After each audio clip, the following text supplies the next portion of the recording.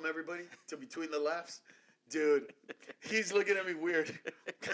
I wanted to be this douchebag for just 2 seconds, just to be that guy. Like you know what this reminds me of? Remember that episode in Family Guy where Peter sits down and has the mug and is like, "Welcome to yes, like that guy." I want to be this guy. Like, welcome to Between the Laughs with Carlos Mencia here and Gabe Lopez. Today we're gonna. It looks so douchey. Does it look as douchey as I thought it would? You look like Thick Bad Bunny. You just, I look like Fat Bunny. Fat Bunny. You look like Fat Bunny. Fat Bunny right. Listen, we did an episode that we're just gonna kind of retouch on because we're not gonna air that episode. But I thought it was really, really important, and I have no idea how this is going to go because it's something that we talked about that we're just going to re-go. But we don't have, there's no, set list for us. You know what I mean? It's not like we go from here to there to there to there. Yeah. It just kind of leads. Just, as it comes up, we talk about it. Yeah. And at the time, what it was Real Madrid had pretty much had a week where they lost every competition possible. We went from maybe getting 3 trophies to getting 0 trophies. And I was visibly upset. And I allowed myself to be upset. And I personally use Real Madrid to purge my emotions, right? Yes, I witnessed it, yes. Real Madrid is the one thing where if they do something stupid, I will scream. I will go nuts. If they do something amazing, I will go nuts. Dude, I almost broke my toe because I kicked the box, not realizing that my wife had ordered a bunch of those because she does wardrobe and stuff. So anyway, she was doing those travel, little hanger thingies, and they're all tubes. Oh, yeah. And my toe just hit one of the tubes, just bro. Right. Didn't break it, thank God, but it got that fat. Yeah. And it was one of those where I'm like, why would I ever do that? It's so stupid. I'll never do that again. 2 games later, nah! I'm doing it again because it's my way to purge. I don't do it with my kids. Yeah. I don't do it with my wife. I don't, you know what I mean? Yeah. I don't project on them. But this is the one place where I do. But I was upset. Point is, and I allowed myself to be upset. And I don't think people do that anymore. I think every single time somebody's mad or somebody's sad or somebody has a weird face, and with children especially, bro, as soon as they start crying, as soon as they're uncomfortable, oh, what can I do to make you feel better? What can I do to make you happy? Oh, you don't like that food? Oh, you're sad? Well, good. And I think that this gives this wrong impression that the world is always supposed to be good and happy. Sadness isn't the negative thing that people associate it with. Is that the direction we're going? Yes. Okay. Yes.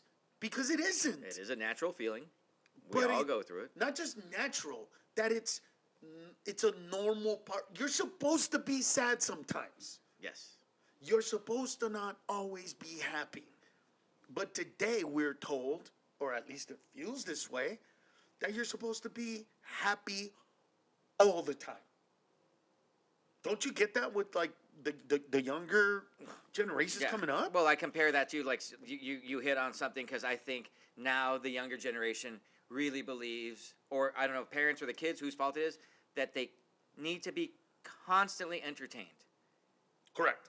They need to have that iPad with them at all times. They can't have a meal without having that iPad. They can't just have that face-to-face conversation without, okay, remember when we'd go to the bathroom and just read a shampoo bottle? Yeah. Yeah.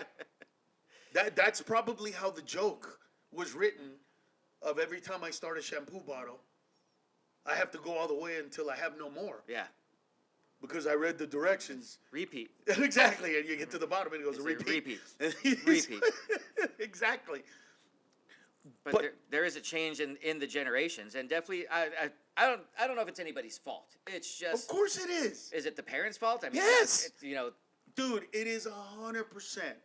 Look, I went on stage the other day, and I said, today's younger generation is the shittiest generation of people ever, and the entire audience cheered. Yeah.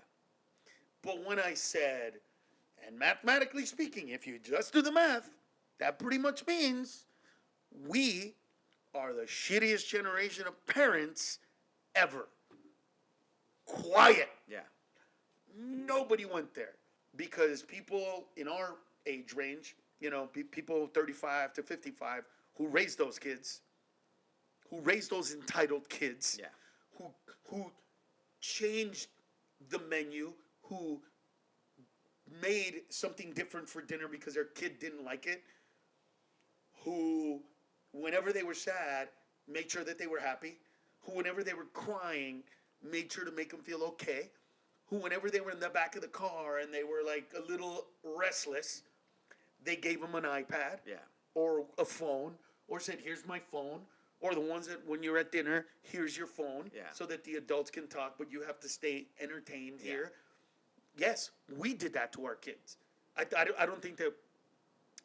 I was never that guy, right? For me, it was... Because I even do a joke about it. About somebody saying, I wish I had a time machine, I could go back in your past and change this. Like, no. There's a book called, I think, The Art of Not Giving a Shit.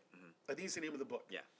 And one of the things that really, got me in this book was that it said, we tend to look at things that happen to us negatively in a negative way. But look at it this way. If you did something, like let's say you disrespected your mother and you said a word to her that you were not supposed to back in the day. Got it. She would slap you in the face.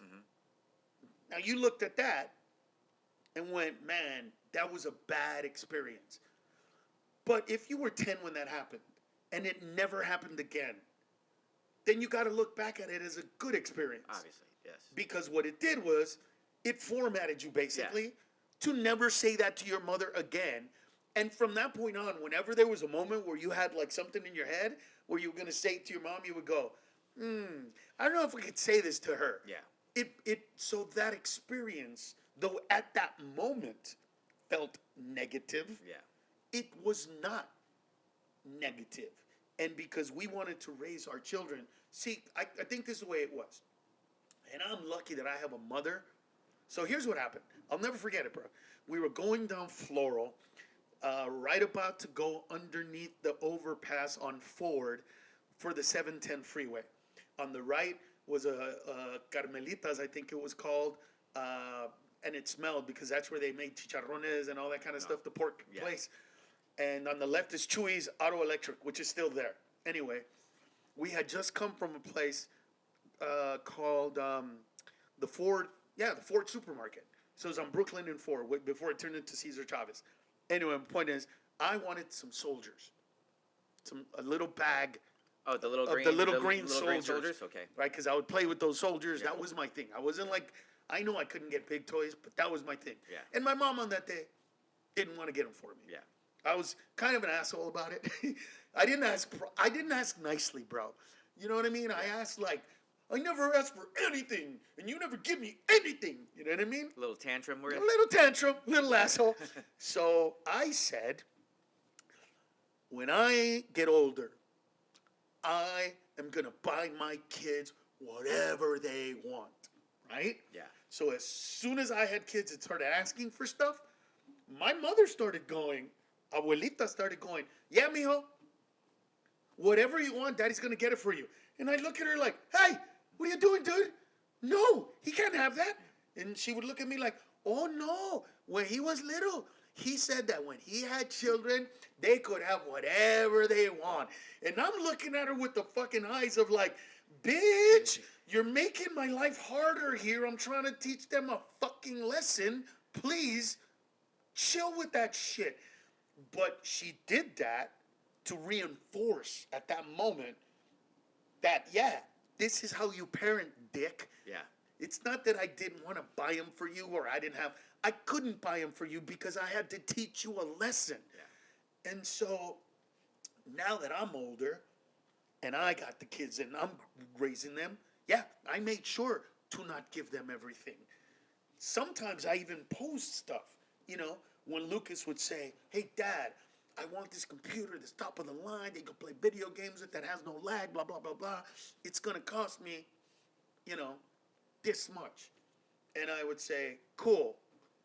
But I just want you to know, I don't want to get a text from you on 4th of July asking me why I'm not home and why I'm working on 4th of July.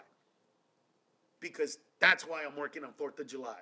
For that extra $5,000 that it's going to cost me to make you, because all my bills are pretty much taken care of. Yeah. Anything extra, I got to do a little bit of extra work. Yeah. So this is where it's at. So it's up to you. I have no problem whatsoever working on that weekend. But you need to know why I'm working on that weekend. And he would either say, I really want it, Dad, and it's cool. But I got the back and forth. You know what I mean? Yeah. I made my kids sit down and eat that meal to make sure, look, you're not always going to be happy. And when you go to somebody else's house and I find out that you didn't like whatever they cooked and they asked you if you were okay and you made a face to the point where they made something different for you or ordered something different for you, dude. Dad's going to lose his shit. Dad is going to lose his shit. And I'm not going to hit you, bro. But every electronic that is in your room is going to be on the floor outside of your room, disconnected, with no ability to play it, touch it, or get access to it. Because, A, I grew up with that. Did your mother, like, do that shit to you of, like, don't embarrass the family in front of other people? Oh, of course. Of course. And my mom would be the one with that little pinch in the back of the Oh, of the arm, you know? the one right here? Yeah, and that was the threat. That was always the threat. And I'm doing it right now. I'm like, why am I hurting myself? Bro, look. I'm getting goosebumps. Yeah. I remember it hurt. How? How did they just get? Oh, and the smaller the skin, perfect amount of skin. It was never too much. Where it didn't really hurt. No, not grab a chunk. It was just never a little bit, where you didn't feel it. It was literally that perfect pinch where you felt it immediately, and it just went down your spine. Yeah. So she was the one that did that. What were the circumstances where she would do that for? Usually because we got loud. My sisters and I, we got too loud, where attention was drawn to my mom, and my mom has very fair skin, so she would get red really fast. And that's what she was trying to prevent. Like, if I'm embarrassed, the whole world knows I'm embarrassed. Don't fucking do this shit with me right now. Right. There's people looking at us. Right. My mom did not want that attention. So the minute she turned red, that was on you guys. And we knew shit was gonna hit the fan. And also, like how you were talking about with like the computer that your son wants. Right. The way my dad would do things, because my dad I wouldn't get an allowance. But he kind of had a system where I would earn money. So from like mowing the lawn, right? Or if I got good grades, right? Like an A was $5, a B was $3, you know, when it's stuff like that. Same thing with my kids. So anything that I wanted, let's say I wanted a $500 mountain bike, right? My dad would be, if you save the first half, I'll cover the second half, right? And I'm now as an adult, I realized what he was doing. It was making me think. Now that I have this $250, do I really want this? Right. And it really made me think, do I want this the way I thought I wanted? Right. And now as an adult, I can say like, yeah, I've always wanted a Ferrari. Right. Now that I can afford a Ferrari, I don't want a Ferrari. Right. It's just not appealing anymore. Right. And I worked way too hard to get my money to this point. Right. Do I really, who am I trying to impress? Right. I'm going to buy a car that's just going to sit in the fucking garage. Right. When my little Chevy takes me everywhere. Right. So like just like shit like that, where I really respect the way my parents did things. That it's like if I had kids, I don't think I would do much different than the way my parents raised me. I wouldn't either. Here's my question to parents. Did you guys hate yourselves that much? Do you know what I mean? Yeah. That you would change everything about how you raise kids? Because look, I don't like that I have scars on my body. Dude, I remember being a kid and my mom going on a rampage, bro, and being in a closet, just crying, scared, like in a movie, bro. Just going, please don't find me, mommy, please don't find me, in my head. Because if she did, I don't even know what she was going to hit me with, right? I have those memories. But I also know that a lot of my good fear, right, my healthy fear, my healthy limitations, my ability to see, like the Serenity Prayer, right? To know the difference. Yeah. That ability, a lot of it comes from my parents, who sometimes said, are you stupid? No, you can't do that. You know what I mean? And it's like my sister, who was born here, she goes, I want to be the first female president. She was 10, and I was, she was like 6, and I was like 16. And I was like, I'm going to be the first Latino president. And my father was like, but you can't, because you weren't born a citizen of the United States. You became a citizen. That's called naturalization. And because of that, you could never be president. The most you could ever be is a governor. But that's how you could ever be. But he wasn't saying that to slap me down. He was saying that like, this is the reality. This is the reality of it. A very adult reality, by the way. Yeah, a realness of it. You know what I'm saying? And so, those truths today aren't told to anybody. Yeah. Right? Today it's like anybody can accomplish anything. No! Not the way the world works. No! Yeah. And I think a lot of this bleeds into people in the way they see, like, authority figures, right? Like, you have people today, and I know you've had these conversations, that would say some shit and really believe it. I could do a better job if I was in government. No, you don't even know how to write a bill. You wouldn't even know what words to put into it. You wouldn't even know how to approach it. Yeah. You wouldn't even know who to take it to. These are people that don't even know who the majority and minority whip are. Yeah. You know what I mean? Who's that? Well, I thought you knew. Like, they think that anybody can do anything, but it's not that way. So we pass this on to our kids, right? Anybody can do anything. You're always supposed to be happy every time they cry. Like, have you noticed today that a kid starts crying? And what do parents do? Like, when you go to a restaurant and a kid starts crying or being loud, what do the parents do? Like, what do you see them do? It's a combination. Because sometimes I see, if it's a dad, let him cry. Like, it's almost like, okay, I need you to understand that I don't give a shit that you're crying. If it's a mom, on the other, like, just shh, and just, here's your iPad, here's your snacks, here's your goldfish crackers, here, just shut the fuck up. Right. But I think the dad, that's the approach. Yeah. Sometimes, all right, look, you can't cry inside because there's other people, but I'm going to take you outside. Cry all you want. Yeah. Go ahead and let it out. Yeah. I don't care. That's what my dad used to say. I didn't cry very much because when I was a kid, I cried about something, and my dad started going,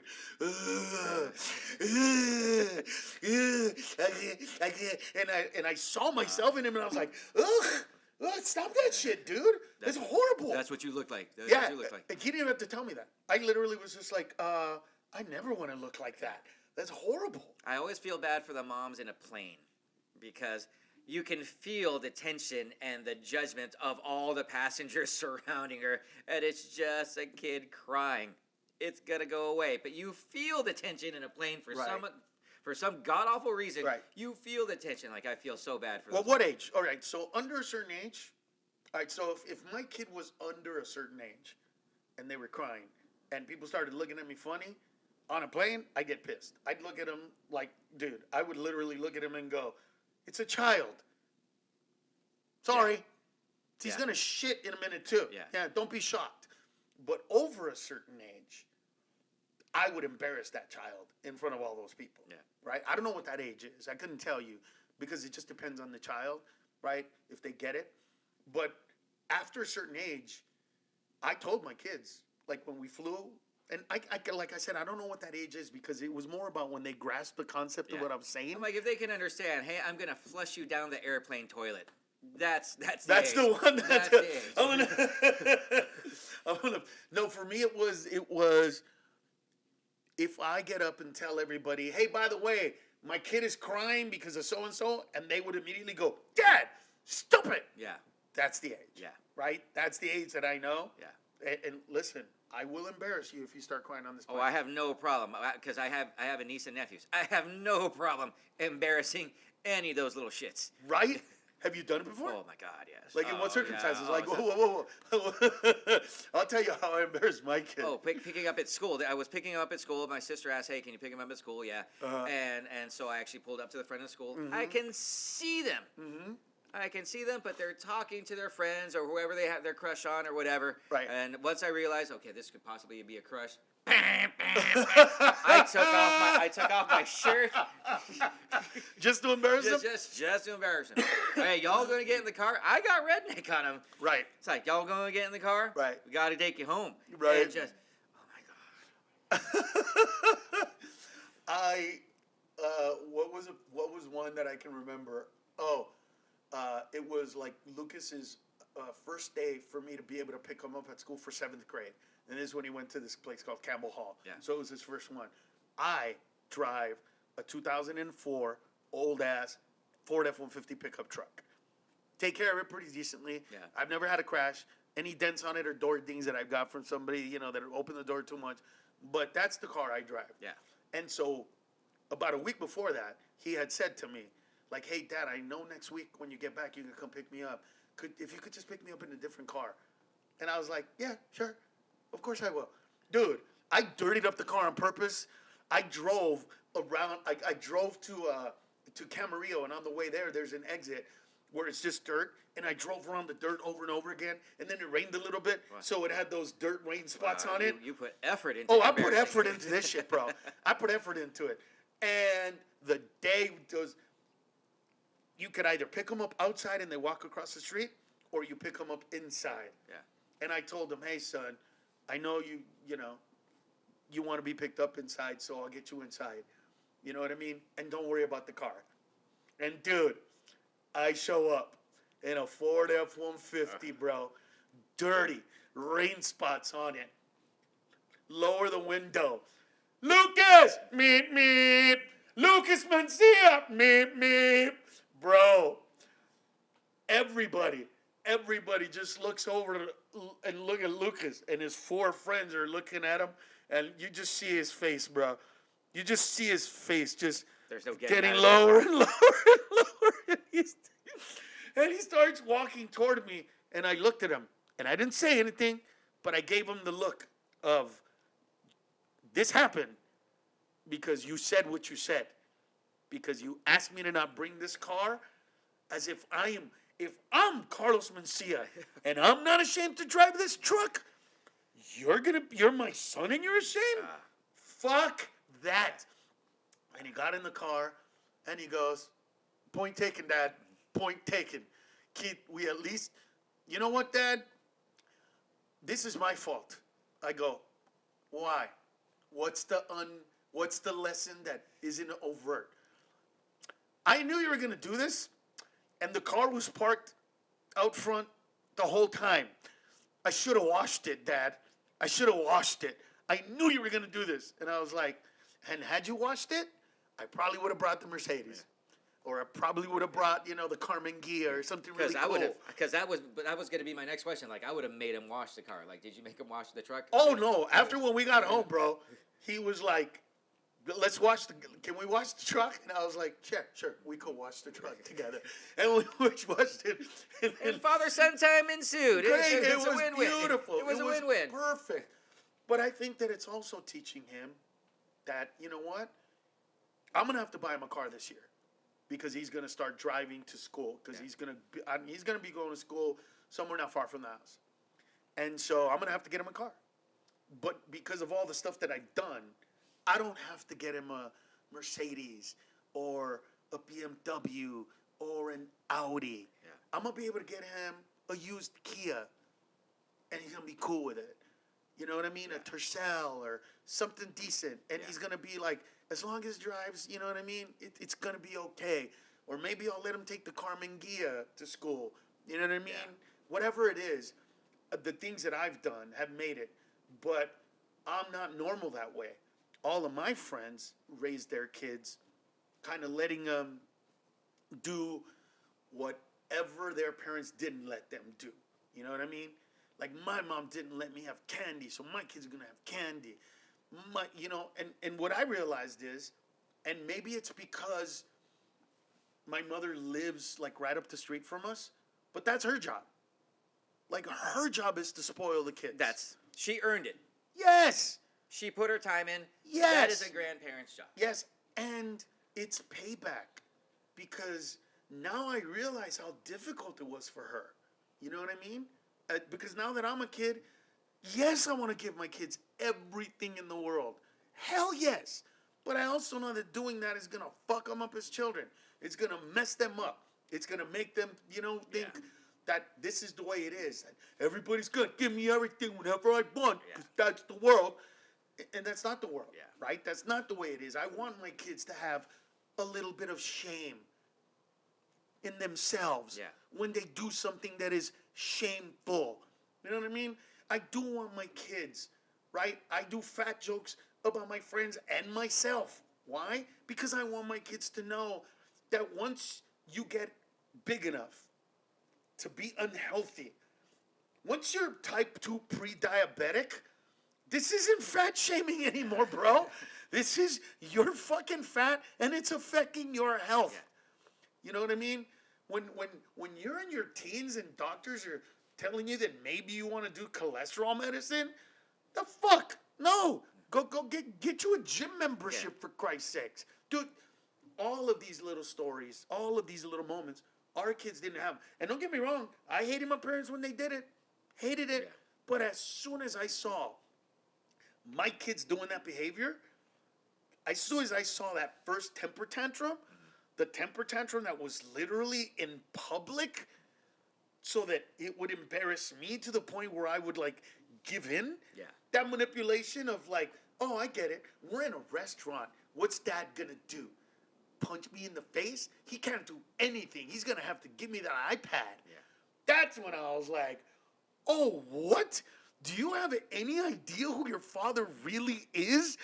These people don't, I remember Lucas came to see one of my shows, and I was doing all this stuff about how my mother raised me, and he didn't believe it. He thought all those were jokes. Really? Yes. He thought they were jokes, bro. He didn't know that that's where I come from. The crazy lady with a machete. He didn't realize that that's who that was. And so I'll never forget it, bro. Lucas is 6-ish years old. He was going to preschool, so it was right before he's about to go to kindergarten. And we're at Yamato, this hibachi place. And dude, he starts whining because we didn't want to give him a refill of Coke. He had his first Coke. Yeah. He drank the whole thing. And then because I get iced tea and they just keep me refilling the iced tea, he's like, well, just refill the Coke. And we're like, no, you already had a huge Coke. Yeah. You're fine. And he started in, bro. And I looked at him. I smiled. And when I smiled, bro, I literally got taken back to this moment. I remember one time, I don't know what I did, but my mother said, Incate. And she went and got the cinto, the faja. And she was about to hit me. And I know I'm not supposed to flinch, bro. I know I'm supposed to have my hands down and just take it. Yeah. I don't know why. I don't know what happened. I don't know what was going on inside of me that day. But she pointed at me and then went back, and I flinched, and my arm came up as if to block it. Yeah. Dude, I didn't mean to do it. It was some reflex that I don't know where it came from, bro. But literally, she starts hopping. Like, oh, and a smile breaks onto her face. And that's what I felt like at that moment. I was like, oh, I get to show you that you can't shame me, that you can't embarrass me. I will embarrass you. And so, dude, I let him start crying. And I start going, wah, wah, in front of him. And then he gets quiet. And all the hibachi guests as well? Oh, yeah, bro. And it wasn't like all our table. It was just, so this was before Nicholas was born. So it was just me, him, and Amy. Just the three of you. And then 4 or 5 other people on the other side. And they're just, 3 of the women are horrified. Horrified. Like you were saying. And then 2 dudes and this older woman were smiling like, good for you. Good for you. Like, I looked at Grandma, and she looked like, can I join in on this? They're like, Grandma looked like she wanted to go, wah, wah, too, right? She looked like she wanted to join in. I love it. And, dude, I was so happy, so I whined and whined in front of him. And then he calmed down, and then I looked at him, and I said, walk outside with me right now. And, dude, he just walked outside. And I wanted him to think I was going to kick his ass. Yeah. I did, bro. I wanted him. I'm talking like such an intimidator. Yeah. But here's the thing. I wanted him to feel that because I wanted him to understand. Like, look, I try to teach my kids through, hey, son, this is your life. Everything that you do negatively will make me sad, but it will not affect me. It will affect you. If you get bad grades, it's going to affect you. If you don't pay attention, it's going to affect you. If this is all going to be your problem. I'm just trying to help you. And so what these moments are for me is moments to teach them to pay attention that there's other people around. Yeah. It's not just you in this world, right? When you're on an airplane, it's not just you. Dude, have you ever been on an airplane when somebody takes off their shoes and you get the odor and you're just like, yeah. I wouldn't mind if you didn't have stinky feet, but you know you have stinky feet. What are you doing? Or those people that bring, and my people do it too, not as much anymore, but you know the ethnic people that show up and they sit next to you or around you and you see that Tupperware come out of the bag. Don't open it. And you look inside the Tupperware. Yes! Don't open yes! it. Just don't open it. And you're just like, don't do it. Please don't. No. We all know. I mean, did we do it? Yeah. You know what? Actually, my mother never did that on a plane. Because her embarrassment level was too much for that. We were already there, yeah. Where we did do it was at Disneyland. But we got caught one time.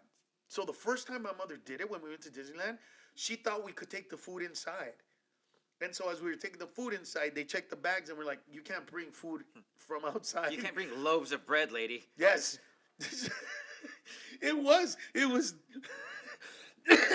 loaves of bread that we would go to because there was a Weber's. Was it Weber's? Yeah, Weber's Bread.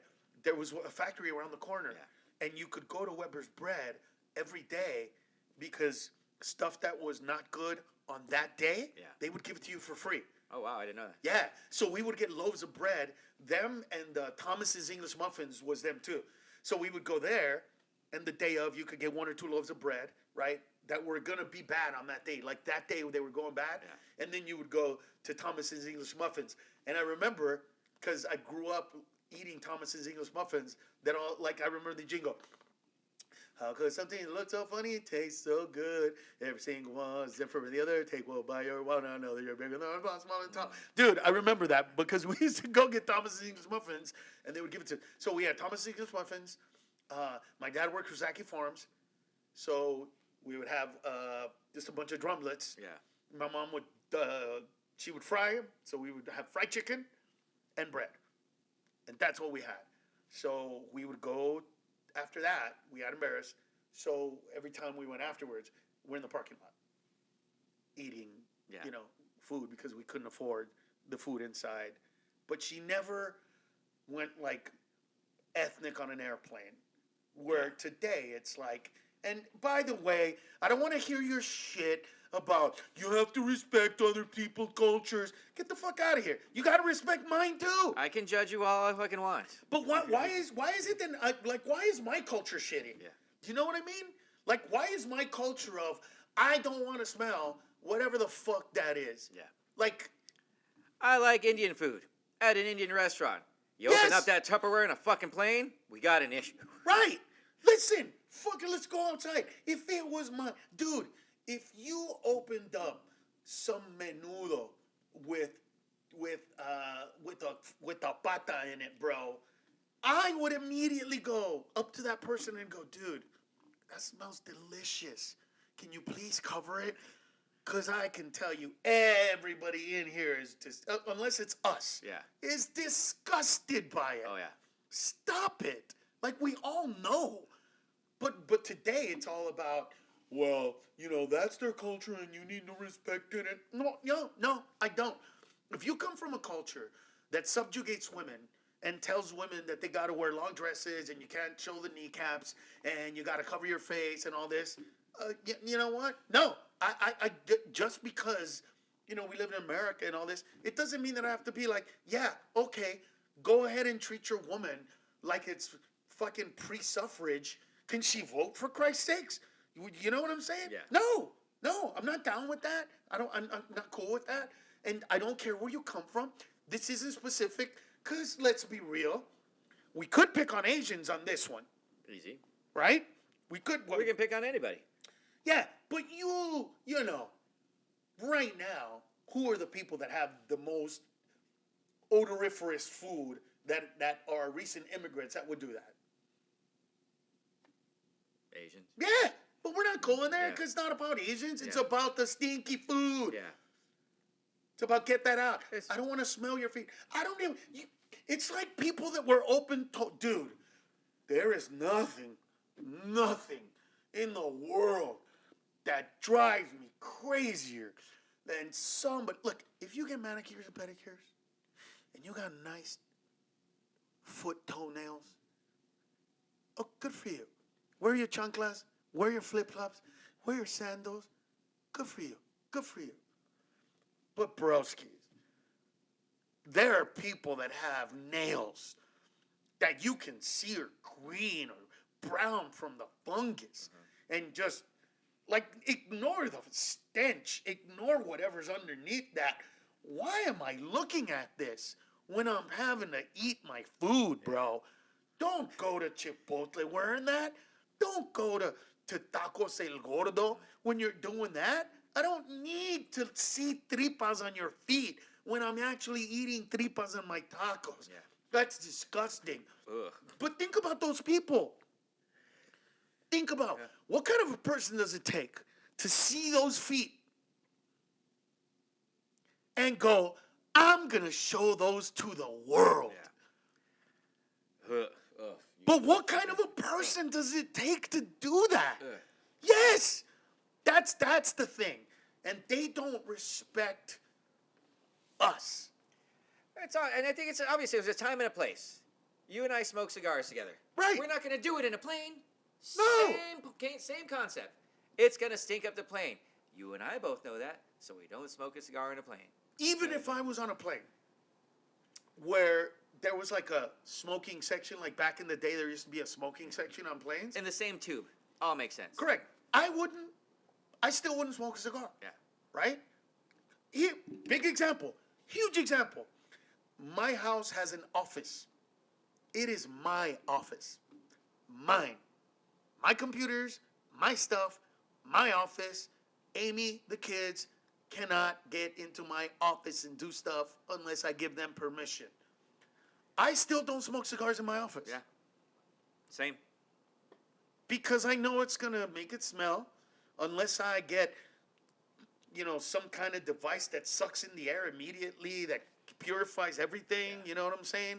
Maybe I'll get that one day, and maybe, but I don't think so. I think as long as I have a backyard, there's no need. There you go. That's what I do. I go to my backyard, I hang out on the cabana, I watch TV or something, watch my kids play, and I smoke my cigar outside. Why? Because I'm respectful of the fact that inside, somebody's going to be affected by it. I don't know who. Yeah. It's unnecessary. Yeah. When did thinking about other people, we talked about this on a different podcast, and man, it was so beautiful that you brought it up. Giving to others. Yeah. A big part of why we're sad, why we're not. But this podcast is about it's okay being sad. It's okay being shameful. Those feelings have their place in life.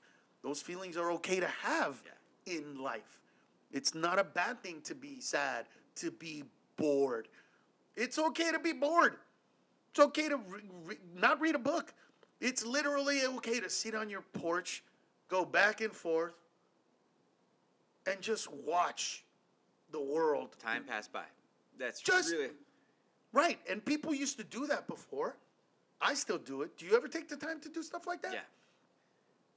Yeah, when I visit my mom, she has a little porch swing, and I'll just sit in front of it with her, and we'll just talk, and kids playing, or gangsters doing drive-bys, where, you just don't know what's going to happen. Right. And it's my parents just always instilled in me, it's just to give more than you take. And that is such a broad statement because it's not money, it's not time, it's just when they finally put you in the ground, were you able to give more than you took in your lifetime? Right. And But it also makes you think about other people in the way that you're talking about, right? Look, I would love to wear open-toed sandals all the time when I fly. It would be, you know, very, very comfortable. It'd be a lot easier. Very comfortable. Do you know what I'm saying? Now, I love the fact that kids wear pajamas now when they travel. Right? I don't know if you've noticed that. I think it's so god awful. I can't stand it. Here's the way it is. We differ on that opinion. Well, no. Here's what it is. Here's what it is. I respect that they can do it and they feel okay about it because at the end of the day, they're not affecting me, right? Correct. But I would never do it. And I tried. I've literally tried to leave the house in those PJs, and I just can't. No. And I think that's the way we were raised. Would your parents allow you to leave like that? My parents would never allow Hell me no! to leave the house. If I had kids, I wouldn't allow them to leave the house like that. And when I was a kid, bro, and we flew, I had my flying suit. I'm not kidding you, bro. My mother made a suit for my mom, for my dad and me. It was this blue suit. And we would both wear this blue suit to fly.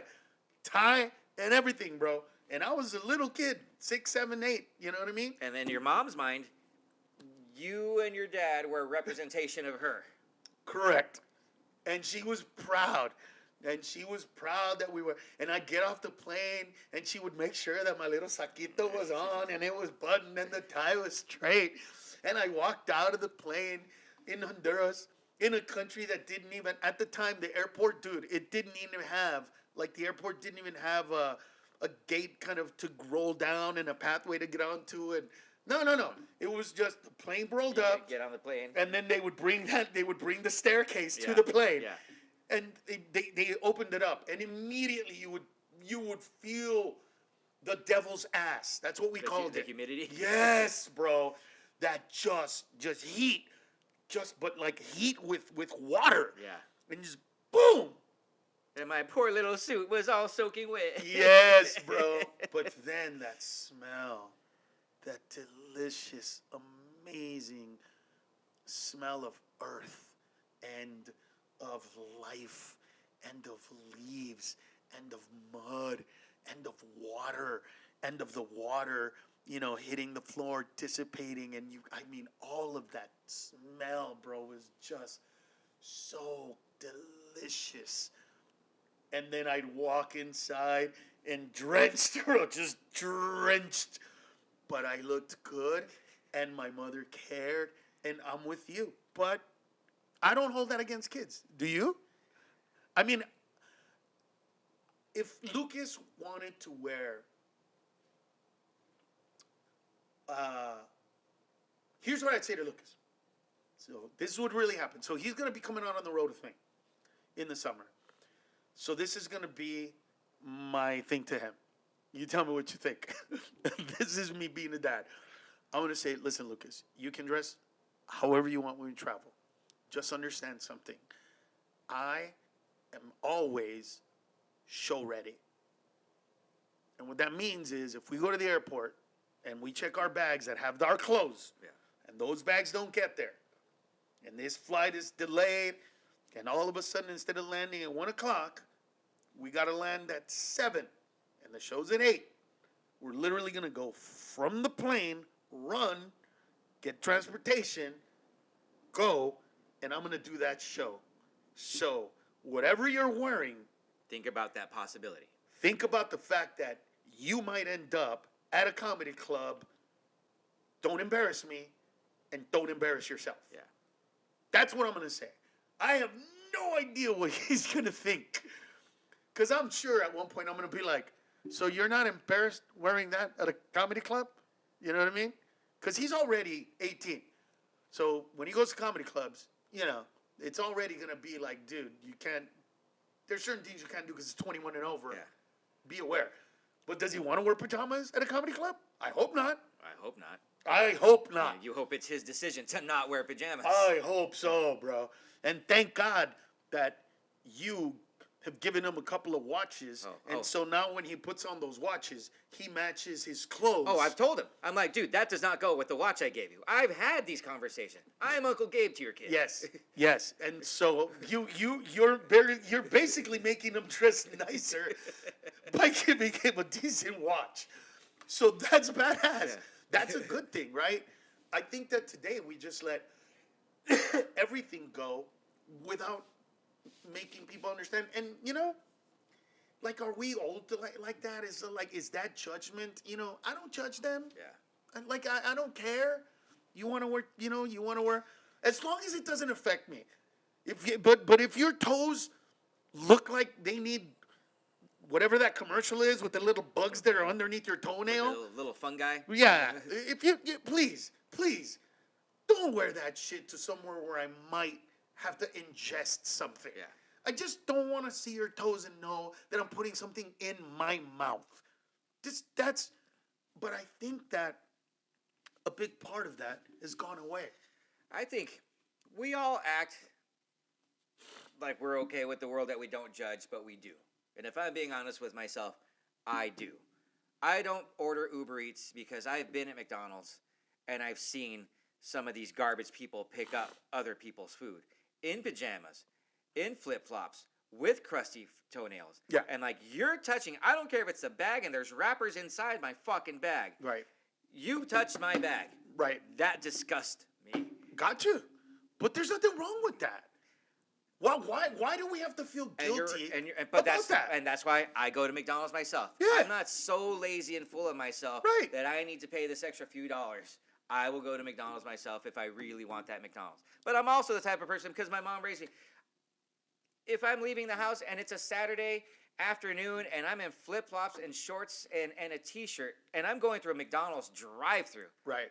I still make sure there's no wrinkles on my shirt, no wrinkles. I'm still like, and also, and we're in the public eye. We get recognized. Yeah. We went to Best Buy today. Yeah. You got recognized in the parking lot. Yeah. The first thing I do, I'm looking at you. Are you presentable? Are you presentable? Yeah. I had to take a picture. Exactly. Had to take a picture with him. That picture could have been me and some god awful like in tank top. I like wearing tank tops, but I hate the way I look in a tank top. Right? I like wearing them. Yeah. But then when I take a picture of myself, I'm like, ugh. Because I think the people that wear tank tops should have a little bit of a V. Somewhat of a physique. a little bit of a physique. Yeah, like you know what I mean? Like I was thinking about this yesterday because I was walking. I came down the big ass escalator in Terminal D, and then I made a left to go to the tram, and then there was a picture of 4 or 5, really buff dudes. I don't know which one of the shows. It was Chippendale or the other ones, and they all had that V. That V that goes. It's almost like, look, ladies. Oh, like it's pointing to your junk. It's pointing right to your junk. And I thought to myself, that body is a look at my penis body. My body is go around this body. There's no V, dude. There's just a giant circle. It's almost like, keep going. Yeah. Nothing to see here. It's like, we don't need enough vegetables. That's what our body says. And I'm aware of it. You know what I mean? I'm aware of it. I'm not as big as I was, but I'm aware of the fact that, and especially now that I'm doing all these videos and I'm editing all these videos, dude, the other day, I swear to God, I looked in the mirror and I did this move, bro. And to me, I literally looked like a stormtrooper because the helmet went like this and the body went like that. And this is what I did, bro. Like, I went like this. And look at how it goes out like a stormtrooper. Dude, I look like a stormtrooper. This is horrible. It's horrible. How bad is it that I can be like, stormtrooper? Like, that is, dude. So I'm seeing this and I'm like, I gotta get it. But, I stopped eating in the middle of the night. I stopped pretty much drinking. I stopped doing medication and go to sleep. I stopped doing I stopped doing coffee because of my GERD. I'm not eating a lot of tomato-based stuff because of my GERD. So I gave up a lot. And the last thing I have right now to reward myself is food. So I have to get off that. Like, I have to find reward for life, happiness somewhere else other than in me being able to. And you've seen me, bro. I can eat 2 tacos and be okay, but I can eat 12 tacos and be okay. And be very okay. Yeah, exactly, bro. So I gotta learn how to be you know what? Let me get a taco to this and a taco to that. Yeah. Or maybe 4 tacos and I'm good. Instead of the 4 tacos and then go back. So it happened on Tuesday, yesterday. So Lucas, they were celebrating this thing. He's a part of a Latino community in his school, and they were, it's his senior year, so they were acknowledging them. And I went and had a taco guy, and so I was like, let me have those tacos de asada and y dos de pollo. So he had taco asada, chicken, and chicken. And I had those, and they had rice and beans. And so I was like, let me go back for rice and beans and some asada. Yeah. And I got them, and then I looked at it, and I saw my face looking like a goddamn stormtrooper. And so I played with the food. I tasted the rice. I tasted the beans. I waited, and they go, oh, we got to start. And I was like, oh, shit. And then I threw the rest away. So I had a little bit of discipline there. It was okay. And I don't think it takes a lot. Like, I've lost 20 pounds, and I weigh myself every morning. Right. So that way I know where I'm at and what, right. Am I down an extra pound? Am I down 21 so I can treat myself? Or am I down 18 today so I should? Yeah. And so, and it's just little things, little steps. The big thing is at night. Mm-hmm. Just not eating at night. Big, huge. Like I used to drink, I love sipping tequila, and I would always have a Mexican beer with it. Right. And I learned that the average shot of tequila is like 60 calories, but the beers is what really gets you. Right. So I just moved to seltzer water with the tequila. Right. Still hydrating. It's still got the bubbles. Sure. And I cut out all the beer calories because you know how beers work. You could have a dozen in a couple hours without even realizing it. Yep. And then your body tells you tomorrow when you weigh yourself. So just little shit like that I started doing. It works. It's called the beer gut. But that's one of those things where, like, going back to the original point of people just don't allow themselves to be sad when you're sad, especially if it's because sometimes you're sad with something you can't fix. Yes. You know what I'm saying? Sometimes it's just a sadness of, this is life, there's nothing I can do about it. That sadness for me comes when, and it doesn't happen anymore because I just don't do it, but every once in a while, somebody on social media would get my attention because they seemed, by the way they worded their hate or their negative comment, that they were amenable to talking. So then to those people, I would say, like, look, you think that, I'm a joke thief. So you said that it's everywhere. Can't count the wall joke. Everybody did it. And the Bill Cosby joke. I go, listen, I talked to Bill about it. I don't need to talk to you about it. I talked to the actual person that this affected, and we're good. So I don't know what you want to interject into this when the person that it literally affected or didn't affect knows, and we talked about it. But it's everywhere. Go find it. Not people accusing me, but actual evidence. And then they come back and go, I couldn't find anybody. You're a piece of shit anyway. That moment right there would make me sad because it was almost like there's nothing I can do. There's nothing, yeah. And this person is going to go out there and be a champion for Joe Rogan and saying negative things about me, and there's nothing I can do about it, and it affects my business. Because we're not normal people that way, right? Correct. To normal people, it's like, to my son, I'm like, dude, who cares what people say about you in social media, on TikTok, on Instagram? Who cares? But when they say, why do you care? Well, for me, it's different.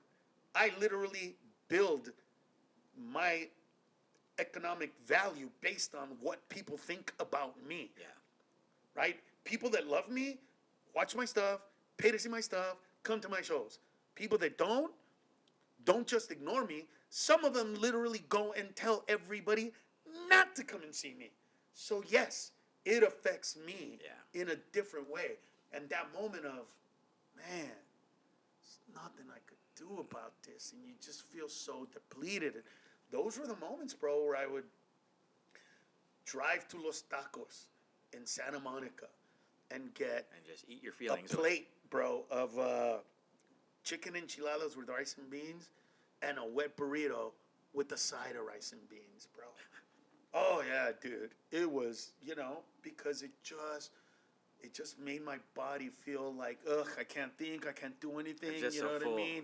I'm just so full that's what it was. I have to find a different way, right? To find this happiness, to find this joy.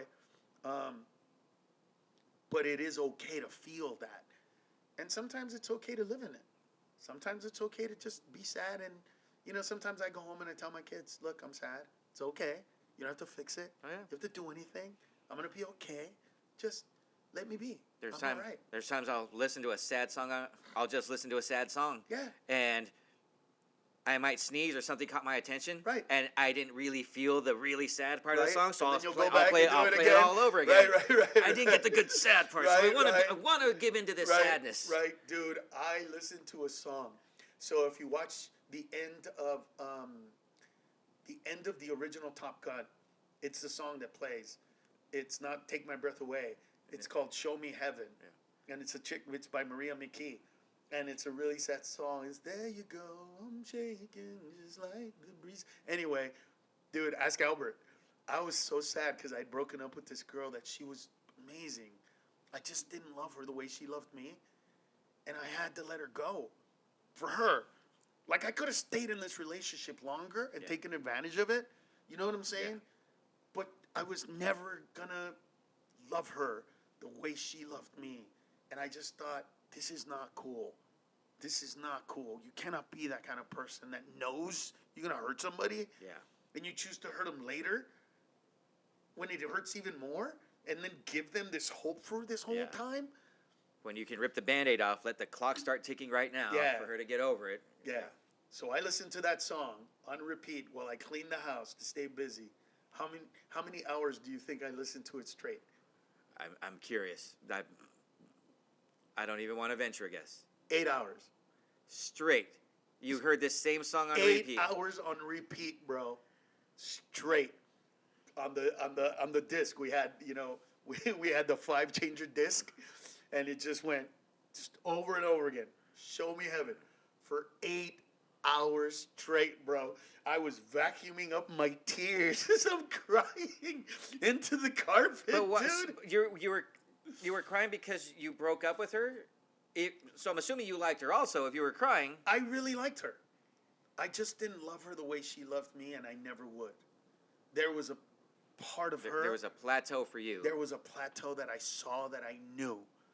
And at that moment, I went, well, you never know, things will change.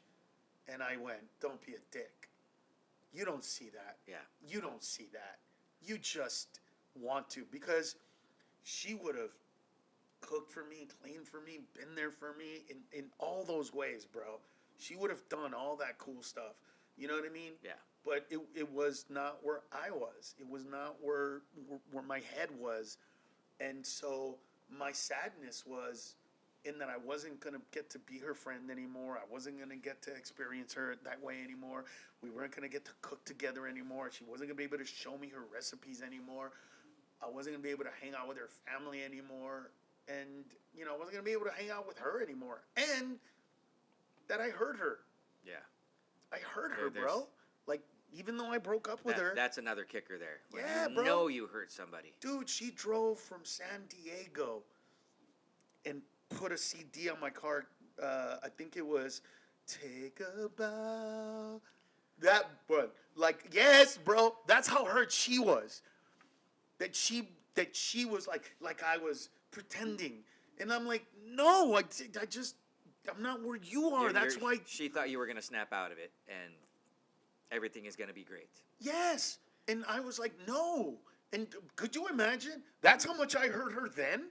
And I preemptively stopped this shit. Yeah. Like, I stopped the train before it got there on purpose. And she still drove from San Diego just to leave that on so I could say, take a bow, your night is like I You deserve an award for the role that I'm like, oh man. I was like, part of me wanted to go back and go, oh, you want to see what's going to happen in the future, bitch? yeah. But no, of course not. Now for 8 hours, I want to clean the house. 8 hours out. of me cleaning and playing it. But you know My what? house is so clean right now. But looking back, we're smiling about it. It was an awesome sadness. It was a beautiful sadness. It was a necessary sadness. It was a necessary sadness. It didn't end with, you know, meanness or cruelty or me holding it in and then taking it out on somebody else. It's okay to be sad. It would, like my kids sometimes will go like, Dad, I can't right now. Okay. I'll check in on you in about an hour and see, we got to talk about this. But if right now you can't take it because you're in a weird space, it's okay. Like I'm okay with letting them be in their feelings. Yeah. Because today, even that fucking phrase is almost always a negative one, right? Yeah. Because nobody ever says he's in his feelings when it's a good thing, right? Yeah, correct. It's always a negative connotation. Oh, he's in his feelings again. Right. But what's wrong with being in your feelings? What's wrong with that? What's wrong with being in a sadness? There's nothing wrong with that. There's nothing wrong with being in your feelings. Now, don't get me wrong. It can go too far. And that's where, as a person, I have to regulate that within myself. Yeah. And as a dad, that's when I have to look at my kid and go, dude, stop. No. Yeah. This is not some shit you need to be sad over. Seriously. They didn't have the cake pop, so you're sad because they only had the chocolate one night. Shut up. Give me the cake pop. Give me the goddamn cake pop right now. I'm going to eat it in front of you to prove a point.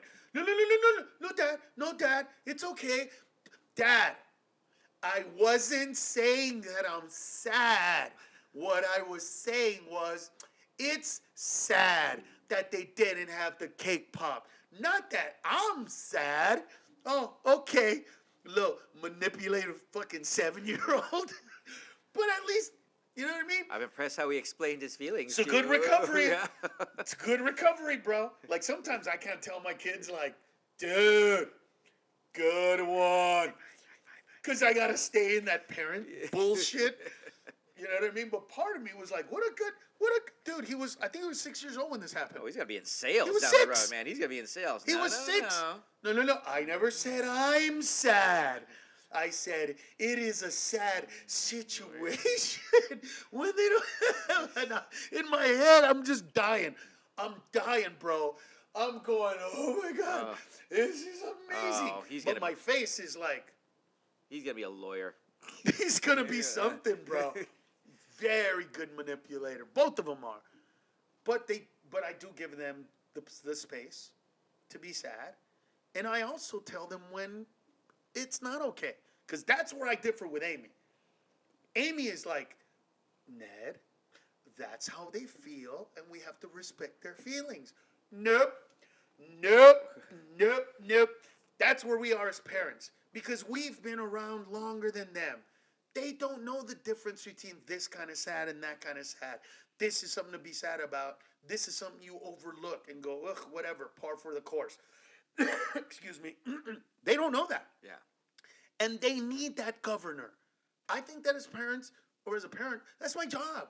To say, you stubbed your toe. No. This is not something you cry or trip over. Now, when your stupid father and you kick something that has steel tubing in it, and your toe gets purple and fat, and you got to go to the doctor like an asshole just to do just so that they can put it in an x-ray so that I can realize I didn't break my toe. Yeah, that's something that you can be sad about, not this. So those are, as a parent for me, it kind of gets a little mushy because Amy is like, if that's how they feel, we have to just disrespect that. And I'm like, nope, I'm not going to respect some stupid, Daddy, the tether ball came up the tether. And this is why you're crying. A, we can get another tether ball. Or B, we can see if we can fix it. There's no reason to cry about that or be sad about that. Stop it. Yeah. No. You know what I mean? Because I don't know if you know parents that have kids that how they go through this? Everybody thinks they're their own best parent, and we have friends, including you, that have kids. Yeah.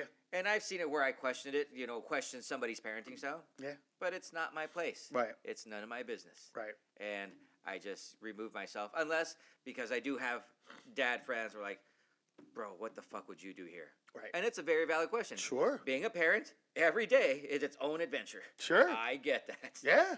Like, bro, I don't even know how you would You've handle seen that. me turn into a dad in front of Lucas. Yeah. You've seen me go to that space where I'm kind of friendly with them, and then it's like, nope, went too far, bro. Yeah. I'm your father, not your friend. Yeah. Here it comes. You've seen those moments. Yeah. I want him to respect authority. You know what I mean? I don't want to raise a kid that thinks all cops are assholes, that every authority figure is an asshole, that every person that runs a company, that every politician, every president is an idiot. I want my kid to respect the people that should be respected. My concern with kids today is, I wonder, since it's such a technology generation where it's all about the iPad and all about the phone, I wonder what the percentages, if there are percentages that have changed as far as kids playing sports. There are. Because outside of parents and teachers, your coaches are the ones that are truly going to be honest and blunt with you and want you to do better. And like, I have coaches that follow me on Instagram that I still call coach. Right. I can't call them anything else, but they had such a positive impact on my life. Correct. And my dad was definitely the type, you listen to him. Right. I will never step in. I don't care how he treated you. Right. He doesn't want you to fail. Correct. He wants you to get better. Right. Just teachers and coaches are the biggest impact of adults that aren't family. Right. And that's why I was like, I think did you push your kids into playing sports, or were they open to playing sports? I introduced them to sports. Okay. And if they loved one of them or another, they played. If they didn't, they didn't. I didn't want to push them into something they didn't want to do, but I definitely, Lucas played pretty much every sport growing up at some point in time, and he likes playing soccer. Yeah. He was varsity soccer, but just wasn't his thing. Like, just playing sports. Yeah. I enjoyed being outside. Right. If my parents loved it. If my parents were gonna punish me, it wasn't taking away video games. Right. You can't go outside. Right. Fuck. Right. I fucked up. Right. Yeah. Well, the thing about that is sports.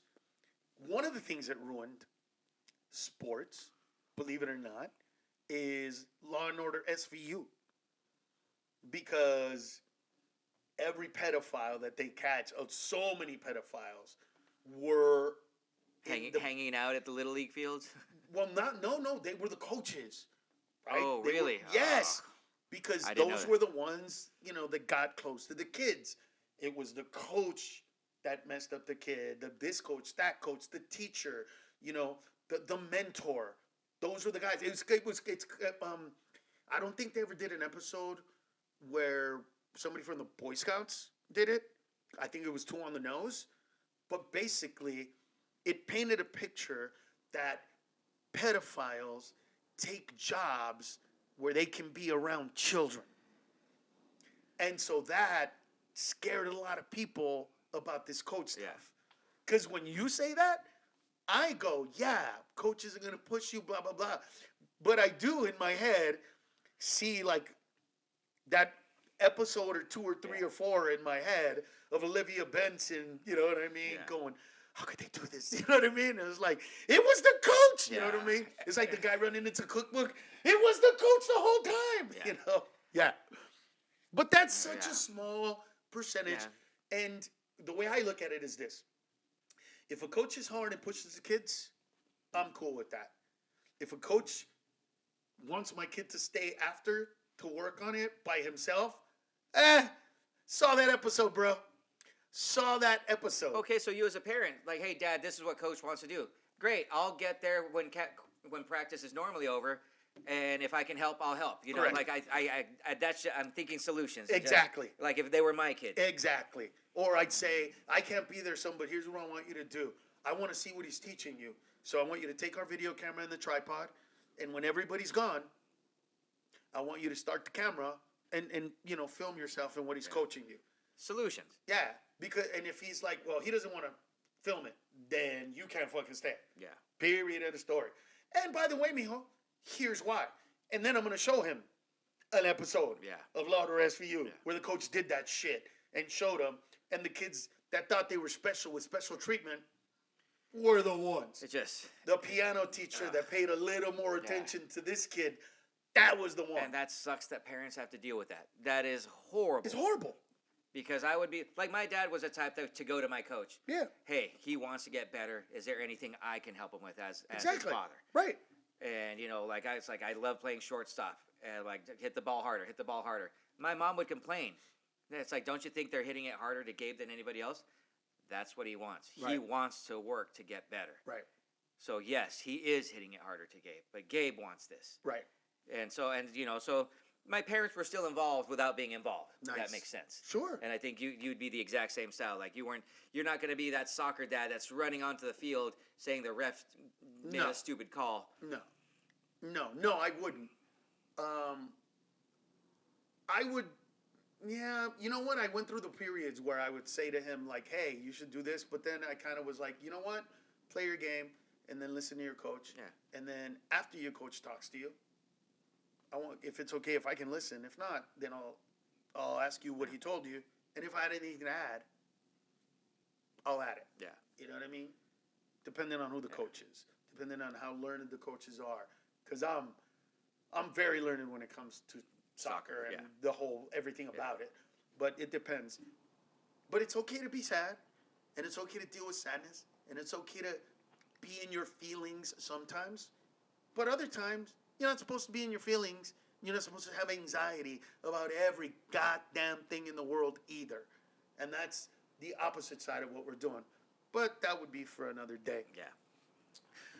I thoroughly enjoy talking about this stuff, man. It's so much fun, and I think that people that listen to the podcast are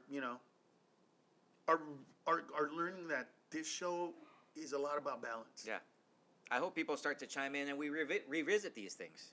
Yeah. And, inevitably somebody's going to say, I want to come and talk to you about this because this and this and this and this, and studies show that this and this and this and this and that. Yeah. You know what I mean? I'm cool with it, but you can go statistics all you want. As a parent, you have to go off your gut and just you gotta do what's right for you today. Well, the thing is this: look, if you tell me statistics show you should do this, you should do that. But if I'm looking at the way kids are coming out, and I'm like, well, that's what we're doing, and look at how these kids are coming out. Yeah. No, we got to change that, right? You got to change. If the outcome is the shittiest generation, I think we got to change the way we're raising these kids, because what we raised is that. Yeah. And a lot of us as parents don't want to, because as you said, I'm a great parent. I'm not like those other parents. Yeah. I'm a great parent. My kid is the smartest kid ever. Of course, dude. Of course. Yeah. Oh, I'm brilliant.